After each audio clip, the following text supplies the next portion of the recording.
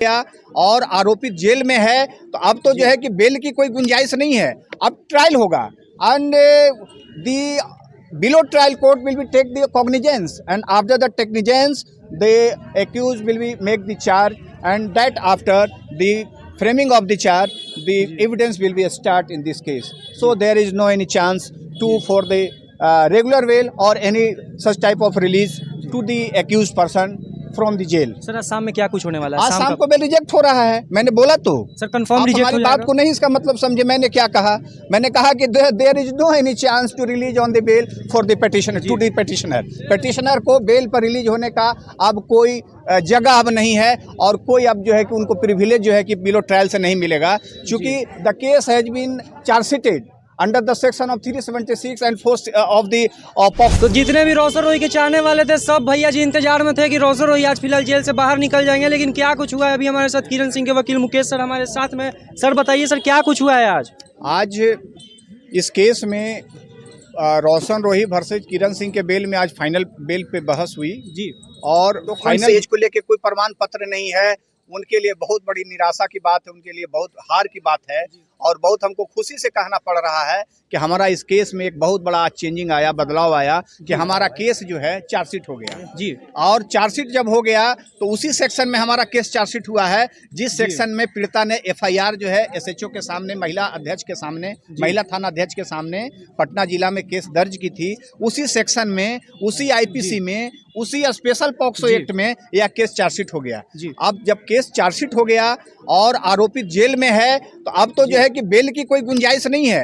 अब ट्रायल होगा and the below trial court will be take the cognizance, and after the cognizance the accused will be make the charge, and that after the framing of the charge the evidence will be start in this case. So there is no any chance to for the regular bail or any such type of release to the accused person from the jail. Sir Assam में क्या कुछ होने वाला है? आज शाम को bell reject हो रहा है, मैंने बोला तो सर कंफर्म रिजेक्ट हो हमारी जाएगा? बात को नहीं इसका मतलब समझे। मैंने क्या कहा? मैंने कहा कि there is no any chance to release on the bail for the petitioner to the petitioner को बेल पर रिलीज होने का अब कोई जगह अब नहीं है, और कोई अब जो है कि उनको प्रिविलेज जो है कि बिलो ट्रायल से नहीं मिलेगा, क्योंकि the case has been chargesheeted under the section of 376 and 4 of the POCSO Act. So after this stage, the below trial court will be take the cognizance, and after the take the cognizance, the evidence will be start. तो इस बीच में जब evidence start हो जाएगा, मतलब कि जब trial start हो जाएगा, गवाही स्टार्ट हो जाएगा, आप समझ जाइए, आपके माध्यम से जब गवाही स्टार्ट हो जाएगा तो बीच में इस केस में किसी प्रकार का छेड़छाड़ नहीं किया जाएगा, किसी भी प्रकार का बेल पर विचार नहीं किया जाएगा। बेल पर तभी विचार किया जाएगा जो बातें गवाही में पीड़िता के द्वारा before the court, honourable court जो है कि वो विटनेस बॉक्स में खड़ा होकर के जो बात बोलेगी, उसी के आधार पर जो आएगा बातें, जो क्रॉस एग्जामिनेशन में आएगा, उनकी एग्जामिनेशन इन चीफ में आएगा, उसके बाद जो है कि ऑनरेबल जो है कि हाई कोर्ट या जो है कि और भी एनी आइदर सुपीरियर कोर्ट उसमें जो है कि विचार करेंगे। लेकिन फिलहाल बिलो ट्रायल कोर्ट में तो बेल अब मिलेगा ही नहीं, अब मिलेगा ही नहीं।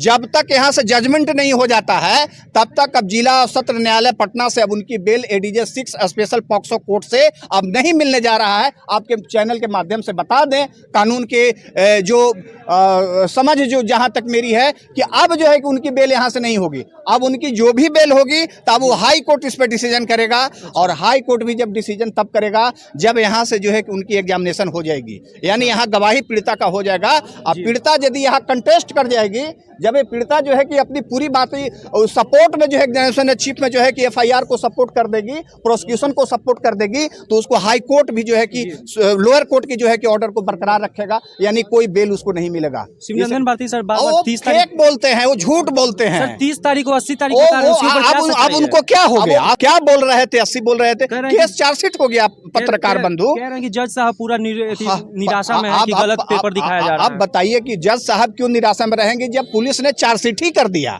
जब चार्जशीट हो गया तब जज भी बंद गए जी, अब बंद गए, जज भी बंद गए कि अब जो आया है चार्जशीट उसी में अब वो सुनवाई करेंगे, आगे का जो प्रोसीजर लॉ है। मैंने बताया तो कि अब जो चार्जशीट आया है अब इस पर कॉग्निजेंस लेंगे कि किस सेक्शन में कॉग्निजेंस जो पुलिस जो डाला है चार्जशीट, किस पर हम कॉग्निजेंस लें। अब कॉग्निजेंस के बाद अब जो आरोपित जो जेल में हुए आएंगे उनका चार्ज बनेगा, चार्ज के बाद जो है कि एविडेंस पे केस रखा जाएगा, साक्ष्य पर ट्रायल के लिए रखा जाएगा और ट्रायल में जो गवाही में आवेगा